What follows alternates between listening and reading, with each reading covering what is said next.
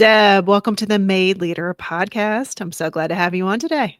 I am so excited. Thank you for having me. Huge super fan. Same, feelings mutual. It's good to bring, you've been on all of my podcasts, so this is no different. I know, but I appreciate it. Well, for the folks who don't know you, can you do a quick intro of yourself? Sure. Yeah, I'm Deb Smolensky. I am a national practice leader for vitality and well-being at NFP. And basically what I do is focus on thought leadership, solutions, and really help HR help their employees be their best selves at work in a nutshell. It feels like it was yesterday, but you just celebrated your second anniversary of Brain On, Yay! which is exciting. Congrats. Yes. Thank you. Yes, you helped me. And I always say this, you helped me with my subtitle, which is my favorite thing about the book. So I think of you often and always. Well, thank you for that. It was not a fishing expedition to get a compliment, but I appreciate it. Never, just speaking my truth. Well, when we think about the brain at work, which we're going to talk about all through this interview, what is the biggest misconception people have about the brain at work?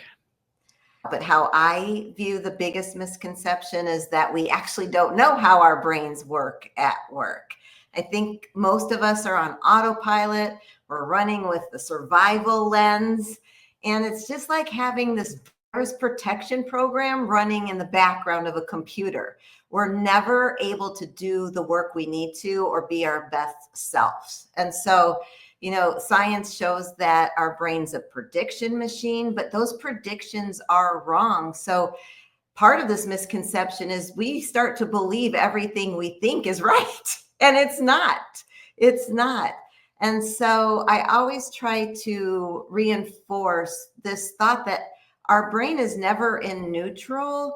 Every moment we're either reinforcing bad habits and negativity or stress, or we're actually rewiring our brain to focus more on being productive or being engaged. And these are all skill sets, which is the biggest misconception of it all, is we have to train our brain for these skill sets that we want to emulate in this world to live our best lives. Yes. And one of the things you just said, when you think about how the brain is just a predicting machine and it just really feeds off being able to predict things, we can't predict anything at this point. It feels like it is rather uncertain.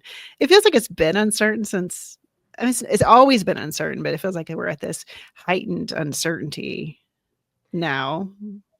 Yes, and our brain hates that. Yeah, more than ever. Correct. Yes. It does. Before we dive into all that, but what does brain on mean? Oh, basically, brain off is my way of describing survival mode or fight or flight. It's reactive, we're distracted, we're running on fumes. I think of it like our phone battery at 3%. 3%. But brain on is being fully charged in our thinking brain, being our best self, present, clear, and intentional with our words and our choices. So that's how I describe it. So I like to give examples and bring this to life. Basically, a brain off leader is multitasking, not paying attention while you're talking, barely listening, really focused on themselves. And then a brain on leader, you can tell they're into it. They often even lean in just a tint, and they pause and they really energize the room. It's the same brain. It's just using a different operating mode. One completely drains people flat out. And the brain on really fuels and inspires them. And that's how I like to kind of define brain on, brain off. Yes. And I'm wondering if people are listening, they're thinking about their own boss and they're seeing more of that brain on or brain off. And, for me, it depends a lot on the time of day. True. At the end, I have a certain robot shutdown mode or I got nothing for anyone. So sometimes it is time of day. Sometimes it's Yeah. conditions, right? Like that lot going on. And there seems like there's always a lot going on in personal life. I was talking to a leader earlier that I was coaching, and we were talking about her to-do list. And I said, "Is it personal or professional?" She's like, "Oh, it's Oh, professional." I'm not even touching that personal list right now. So just, yeah. well, you emphasize that leaders really need to work on themselves first, right? That Mm. that piece of the internal work that they need to do. But why is this inside out approach so critical for leaders in particular? Yeah.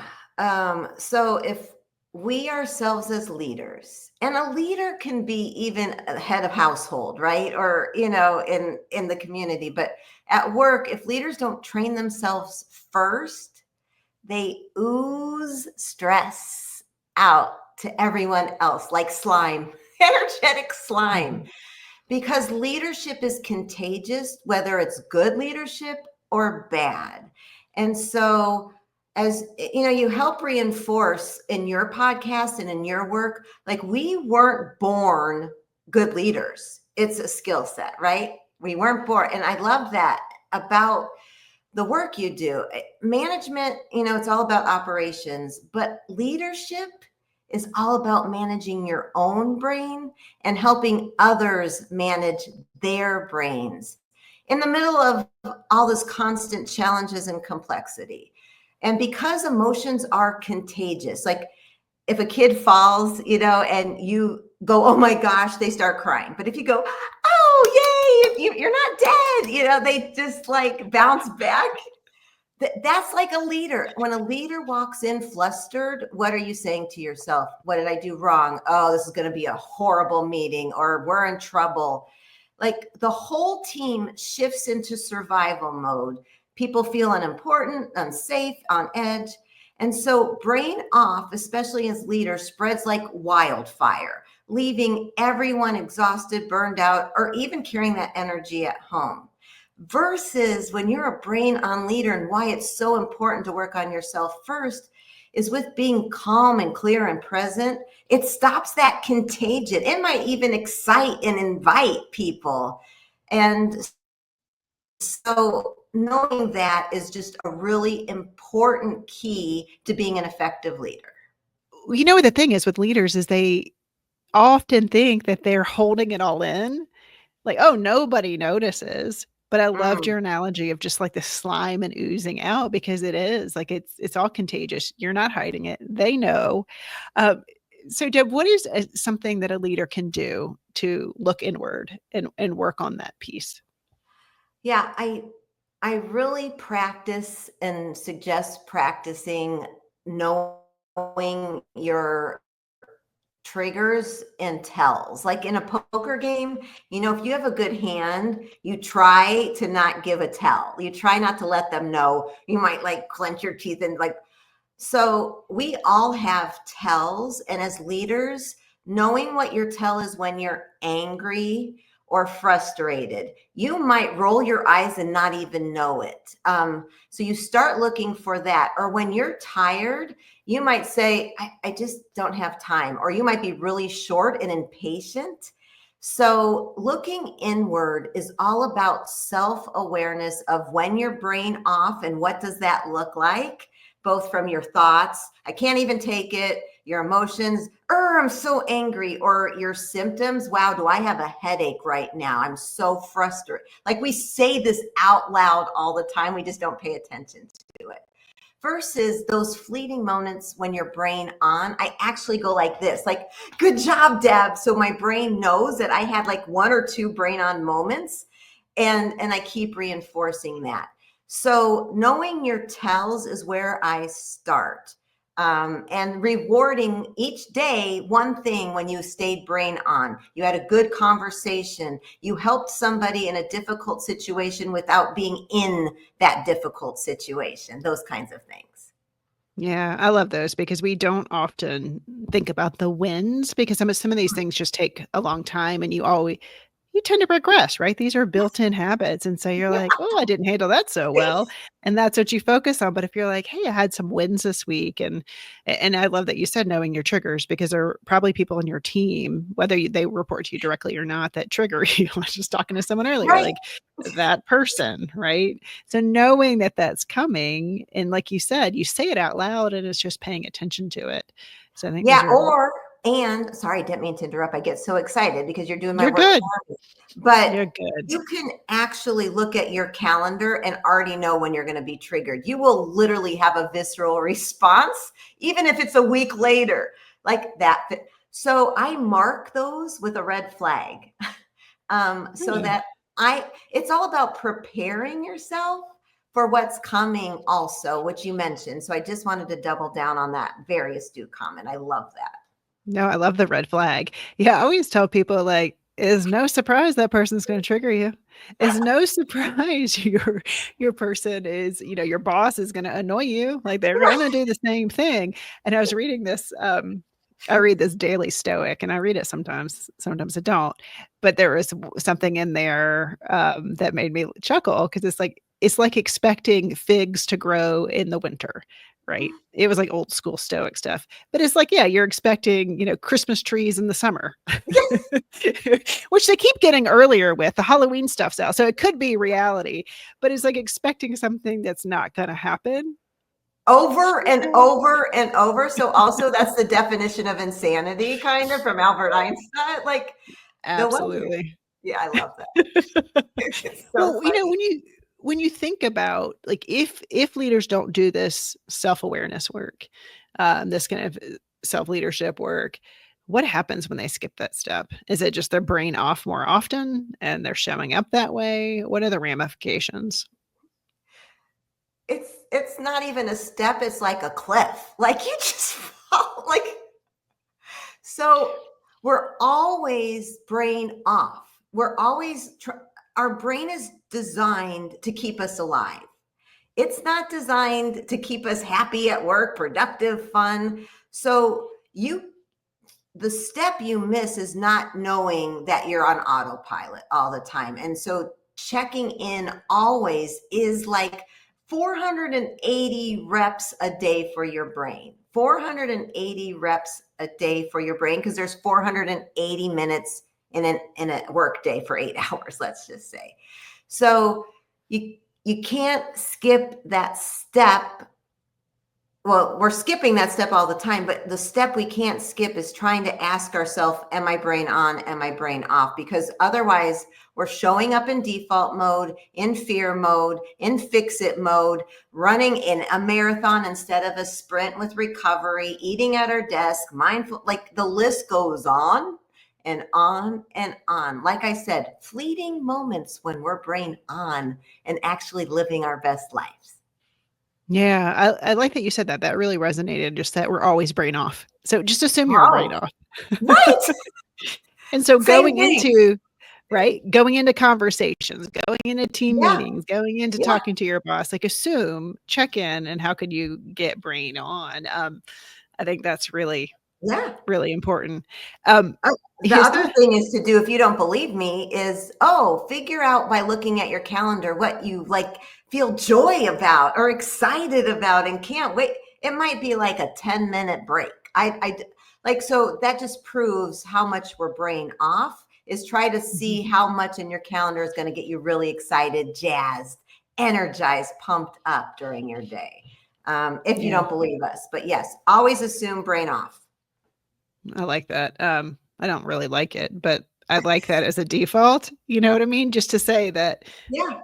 hey, yeah. Um, Now, you talking about in your book about old school leaders Mhm. and kind of this what we are craving, these human brain on leaders. Um, I think we've still got some models out there that are pretty old school and brain off, I must say, very prominent. But what specific behaviors differentiate a brain on leader and a brain off leader? And if we've already talked about this enough, we don't need to keep talking about it. But I think there's this model of leadership that gets to be, you do what I say, this authoritarian type of model that has been the model for quite a while. How do we move towards, and why do we move towards this more human brain on type of leader? I think I'll double down on, let's just assume we're all brain off at all times. And so we default to how we learned, which is command control. Like, I'm sure I whipped off an email earlier today saying, can you just do this for me really fast? I need it for a meeting. Like, that's brain off. You didn't take time to say, I wonder how this email is going to land for the other person, consciously stopping and pausing. So brain off is when we are in fight, flight, busy mode, fear mode, like we're feeling frustrated, impatient, those negative aspects of fight or flight. Brain on is all about the power of being present just in that moment. So your interaction is coming from a place of clarity, curiosity, presence. So brain off manager comes in, how you doing? And you say, oh, I have a problem. They didn't even hear. I'm sorry to hear about that. And off they go, right? Brain off, it's very subtle, but we're always brain off. A brain on leader at that moment knows that they're already preoccupied, sees somebody coming in that's important to them, radar, and you ask, how are you doing today? I know you had a hard day yesterday. Did you get some rest? They show up with details, curiosity, and humanness. And we're brain off and brain on all day long. So we're all doing this. It's just knowing that ahead of time, or stopping and rewiring. So you pause, you lead with empathy, clarity, and humanity, I think. And one thing that came up for me was, I'm the type of person, and thank God I don't work in a corporate office anymore. I like my alone time. I like my quiet time. So when people needed me, I was like, okay, what you need? Because sometimes it's when you're in the middle of something. So you can be brain on and you can say, I would love to talk right now, right? Yes. I have so how do you be brain on but still set boundaries? Because I think sometimes when we talk about empathy and Yeah. caring, Yes. it's at the expense of my boundaries as a leader and what I also need for Correct. myself to stay brain on. Absolutely. So staying brain on means you do not sacrifice your status at that moment, or your breaks in your calendar, or your alone time. I schedule them out. People I talk with now have meetings all over the country with Deb because they need their brain on time to regroup. Brain off would be, we all want to help. Brain off would be not listening to those warning signs you just said, like, I'm in the middle of my alone time. You started brain on. I'm like, I can see that, you want to talk and I appreciate it. Is it urgent? Like, absolutely urgent. If not, can we schedule time? Would you mind? And then you go back to recovery. Like, brain on is just being present and honoring those boundaries by pausing and stopping the rat race of whatever is going on and working through lunch, or working when you're tired, or answering a question when you don't have time. Yeah, I'm glad you mentioned that. They just that little script, because people can say, "All right, yeah, what do you need?" And they're not listening anyway, right? So you're checking a box. I should be doing this. So just checking in with yourself and asking if it is urgent. You're gonna have to deal with it. That's your it's your job. But if there is any wiggle room there to give you some space, just asking Right. for it. I think the harder thing though is like Teams messages, instant messages, Yammer, Slack, like, can you do?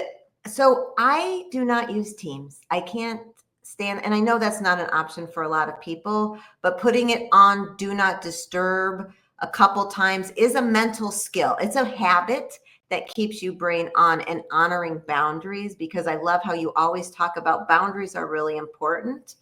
Um, it's when it's that email, it's your choice to answer it. It's the stories you're telling yourself, like, if I don't answer this Teams, they're going to think I'm not at my desk. Or, it's also practicing, that self-care, that authenticity, and modeling so other people know that it's okay. Right? It always I'm just thinking in my head that people, well, if I put it on do not disturb, people will bother me anyway. Well, Yeah, cool, don't answer it. Like, it's right. I say this from the luxury of working for myself. Like, I am a chapter lead for Culture First, and we have a Slack. I can barely even handle Slack. I'm sorry. I don't know if it's what it is, but that hurts my brain. I Yeah, cannot keep up with it, and so luckily I'm not forced to use it. But that is a main method of, communication for a lot of people. But as a leader, figuring out what you are gonna model, and if you say you're gonna turn on a do not disturb, hold to that instead of yeah, just and the boundaries that your employer has set, or your employee needs to set, please don't send them emails hours or on the weekends. That helps your brain on in that one moment, but not really, because you're just firing things off. So use the send and schedule send button always too. So you're managing your boundaries, but you're also helping manage the others' boundaries and giving them permissions to, stay offline, recompose themselves or whatever it is. So yeah, Yeah, I've been guilty of that.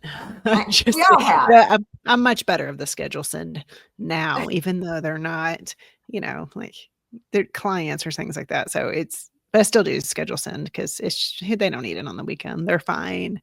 Right, Um, right. You're good about that. Let's give yeah, you I that try. pat on the back. Yeah. I try. One of the things you talk about in your book is the leaders training circuit. Mm. Can you talk briefly about that just to give people a few more tips or tools? So basically, I spend most of the book helping us as individuals learn how our own brains work, because that's the inner work. But then for leaders, there's like an extra mental fitness training circuit. As a leader, you actually need like advanced muscle strength, because you're guiding others out of what we know to be the default mode, survival mode. So that requires even more mental fitness strength in terms of your self awareness, more resilience, and more brain power. And so I made it short and sweet by using the acronym CAPTAIN in my book, because leaders who are like the captain are the ones inspiring, motivating, and caring for people as they, bring them together. So that's where this acronym really helps, making sure self-awareness meets your interactions out in the world. You're listening deeply, you're practicing your presencing, you're recognizing your emotional intelligence and states, and you're managing that regulation, and you're fostering growth mindset and guiding with strengths, I guess. So those advanced skills are what turns a manager really into this brain on leader. So, one of the things within Captain, there's a ton of tools that people can use if they go grab your book. But one of them is that you recommend that leaders use their strengths, right? So a lot, Mm. we talk about strengths-based approach. We want to be, feeling like we are leveraging our strengths. But sometimes that's not possible. Leaders find themselves in roles that really don't play to their strengths. So, what advice do you have for those leaders who are going to kind of feel a little stuck or trapped in roles that don't leverage their skills or their strengths? Yeah, I think that's a great question. I do think first making sure you know your strengths, which could be gifts and talents, just for those that don't know, like Gallup strengths is usually what I'm referring to. Um, but that awareness is power, even using them infrequently. Somehow, I truly believe you can insert those strengths into your day somehow. At least I try to. Otherwise, it just keeps getting worse and worse in that job, and and you're trapped, and I understand that, but looking for those small moments is where I would suggest starting. And if you don't know your strengths, just ask somebody else that's close to you, like, what am I good at? What do you value in me? you usually get these answers that really truly resonate as gifts and talents. But for those that do feel trapped, and I just read an article, almost all Americans right now are feeling trapped in some way or more immobile in some way. Either they can't move because of cost of living, or there's no career pathing at the job they work for. I think it's just really important to continue advocating for yourself and not waiting for permission to incorporate these into your workday.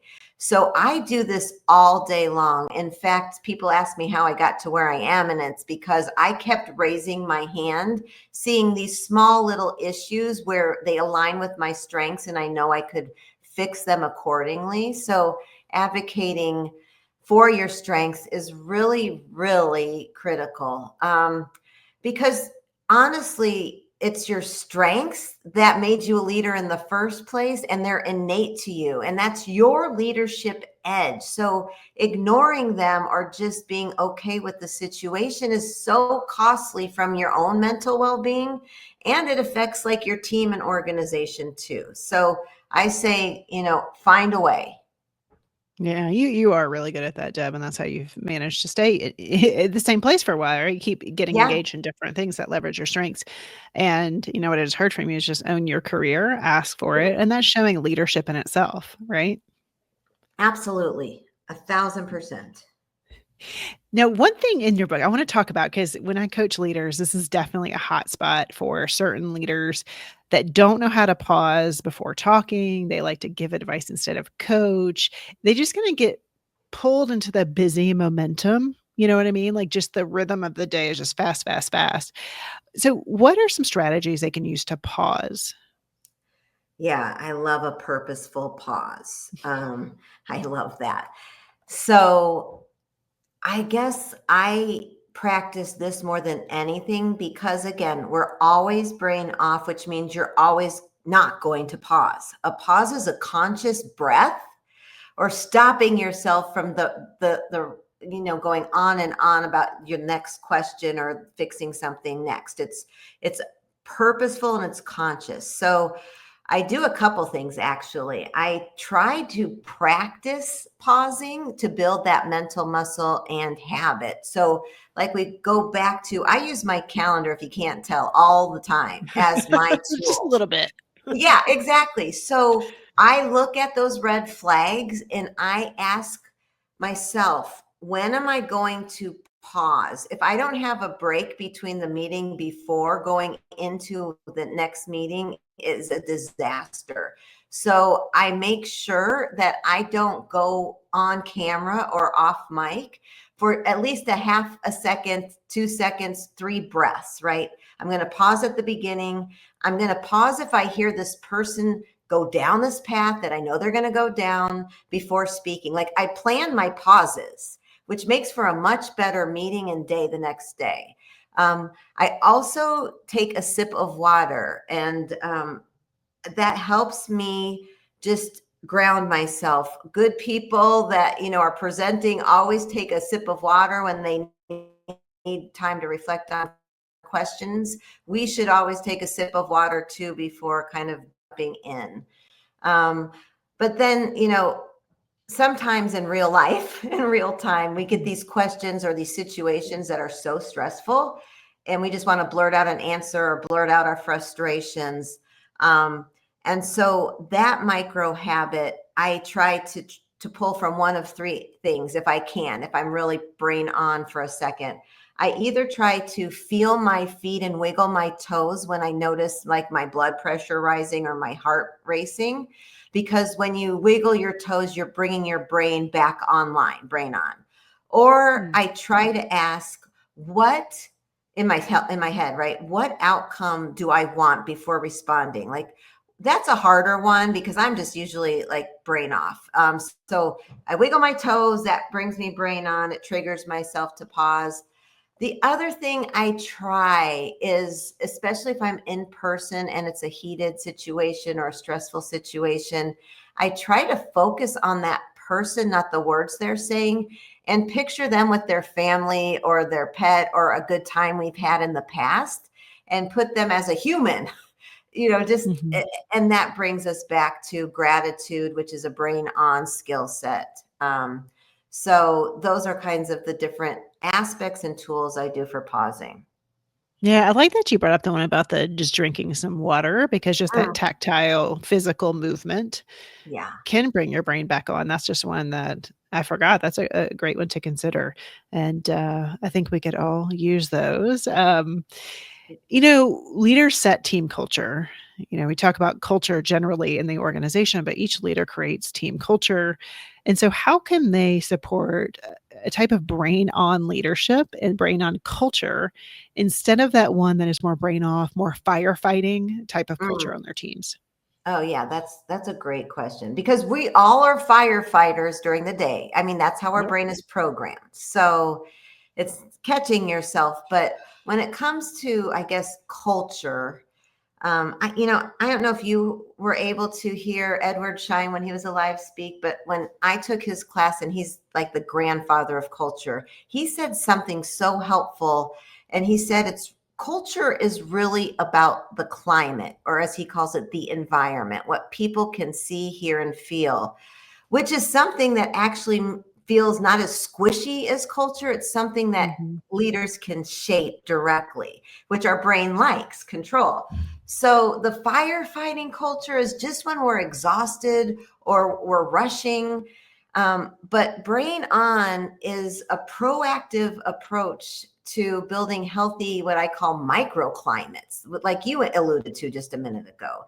We have the chance to build these microclimates where people can see challenges a little more clearly, have a little more space to process them, set goals that aren't just a goal driven, but they have like a well being component to them, and they can improve continuously. I mean, so we talked about this earlier. I mean, leaders create these microclimates in part by just modeling it, modeling taking a break, modeling pausing, modeling rewarding progress and saying thank you, and really being present as kind of their superpower. Mhm. Yeah, I think modeling is it. Your actions, not your words, because words don't matter if they're not backed by Yeah. actions. So watching Yes, how you are modeling it, right? for Some sure. of those things you talked about earlier is just checking in, being aware. So, I work a lot with early leaders. They're my favorite group of leaders. And if you could mentor an early leader over coffee tomorrow, what would you get them to say, recommend that they start doing and stop doing? Yeah, I mean, I love that you are mentoring early leaders because that is also where I see the biggest potential and Mhm. fulfillment, honestly. So where I spend most of my time, quite honestly, is just reflecting back so they have more self-awareness. We just talk about their triggers, their cues, using examples of that day, that hour. Like they don't even have to look at yesterday. There's always something where their brain off, and what did that tell them? What was the story behind it? But besides self-awareness, which I think is the most important aspect for leaders, is Can you as we repeat, talked Deb? about, knowing your I'm sorry, strengths. Deb. Can you repeat that? You That's cut okay. out when you said Hello? important. Can you hear me? Yeah, I Okay. can So hear just you. you said so if you can start it again at saying besides self-awareness. Yeah, okay. So besides self-awareness, the other key things that we've talked about is really knowing your superpowers, which are your strengths, and also your triggers. Again, it's a game of noticing when your brain on, because that in itself will help you build relationships, move forward strategy, and inspire people to model behaviors that together will keep the whole microclimate brain on. um, Mhm. I also suggest leading with curiosity, which is really hard. We like to talk about ourselves, we like to fix problems. It's really hard. It's a big mental skill that we have to work on. But I try to embed curiosity by before answering a question, I say, oh, can you tell me more? Like I ask another question. So that one, I get present with what the conversation is. Two, I really dig a little deeper on what I think they're asking me, because most of the time leadership is about answering rather than we want to help them figure out the answers and coach them along the way. So curiosity is the other thing I would always urge practice on. Okay, anything they should leave behind? Oh, like let go of? Yeah, That's a stop good question. doing. The thing I always try to promote and do myself, which is really hard, is stop stop having to think you know all the answers, right?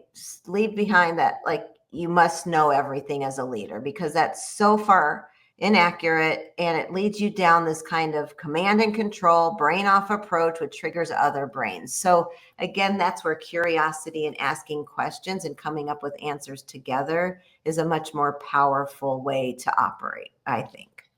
That's a good one. And I think, one thing that just came up for me is like, how can leaders maybe bring your book to their team and start using the language brain on, brain off, because it feels less threatening when you're like, look, I'm brain off right now. Instead of like, people don't always feel comfortable saying, oh, I'm feeling defensive, or if I'm feeling in a rush, and just saying, look, I'm brain off right now. You're going to have a few minutes to regroup so I can become brain on. It takes away some of the personal piece. Sometimes it feels personal if you are, well, it is personal, right? If you're getting defensive, or if you're feeling rushed, Yeah. or you're not listening. But I think it gives people a language that feels safer, perhaps. Yeah, I mean, I'll pay you after this. That's my goal. That's my dream, is that brain on is actually a verb, an adjective, and we start every meeting with that, or red, yellow, green. Hmm. But my team always uses that language, and not because I asked them, but because it resonates, and it helps us know that, oh, that face you're making right now is not because I said something. It's because you're going through something, or you didn't sleep well, or you're not feeling well. So I always say, I'm so sorry, I'm brain off right now. Or I start my meetings most times with, I am totally brain off right now. I just need a minute. Hmm. And that just helps set the stage and clarify that energy or those expressions that are making them brain off without knowing that. So I love that Yeah, you pointed that out. Yeah. of course. And just for clarification, she's not paying me. It's I Yes, think I'm sorry. really Yes, you can edit an that I out. an idea that people could take away. But Yeah. Deb, where can people find more about you and your work? Oh, thank you for that. I appreciate that. Well, you can definitely find Brain on Amazon. That's the easiest place to order it. And then I love when people reach out to me for more information or questions. So my website's Deb Smolensky at, no, wait, Deb at debsmolensky.com. Brain off for a minute there. And then LinkedIn. I always love connecting on LinkedIn as well. Well, I will link that all up in the show notes. But Deb, any final thoughts, anything that you want to leave the listeners with, or maybe something I didn't ask you? Every day we're faced with so many challenges, even these little ones that I miss not seeing your face, Jen, like I'm Oh, talking to a no. screen, right? This is Mhm. what we have to deal with, but we know how powerful being brain on can be. So I guess I would say your day, your health is only as good as the minutes you spend being brain on. And the good news is this is all about retraining and rewiring our brains, because once you upgrade your brain, you really do upgrade your life. And that's ultimately what I hope for everyone listening. Well, Deb, thanks so much for your time and bringing these great tips from your book. I appreciate it. Thanks for having me. As always, I really had a great time.